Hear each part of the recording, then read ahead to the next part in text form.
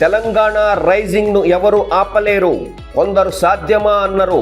ఇప్పుడు ప్రపంచమే అంగీకరిస్తున్నది. సీఎం రేవంత్ ఏడాదిలోనే దేశ విదేశీ పెట్టుబడులు రాబట్టాం, అందరికన్నా ముందే ఏఐని రాష్ట్రం అందిపుచ్చుకుంది, ప్రపంచ స్థాయి నగరాలతోనే హైదరాబాద్కు పోటీ అని వెల్లడి. మాదాపూర్లో హెచ్సిఎల్ టెక్ కొత్త క్యాంపస్ ప్రారంభం. ఎంఆర్ ప్రాపర్టీస్ పై లీగల్ ఎక్స్పర్ట్స్ కమిటీ, గతంలో ఏర్పాటు చేసిన సిఎస్ కమిటీకి ఇది అదనం. సీఎం రేవంత్ రెడ్డితో ఎంఆర్ ప్రాపర్టీస్ ప్రతినిధుల సమావేశం, అన్ని అంశాలను పరిశీలించాలని అధికారులకు ఆదేశం. మహిళా వర్సిటీని ఉత్తమంగా తీర్చిదిద్దుతాం, కావాల్సిన నిధులను సమకూరుస్తాం, హెరిటేజ్ బిల్డింగ్స్ ను పునరుద్ధరిస్తాం. డిప్యూటీ సీఎం బట్టి విక్రమార్క.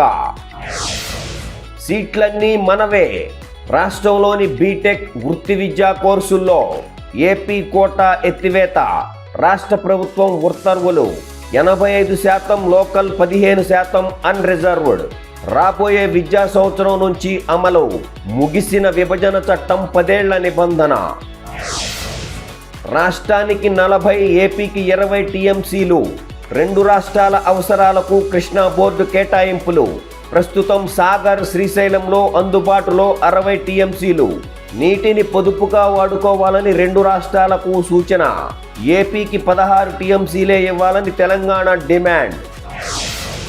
కొత్తగా 100 పోలీస్ స్టేషన్లు, 150 వరకు ఠాణాల స్థాయి పెంపు. రాష్ట్ర సర్కార్ కసరత్తు.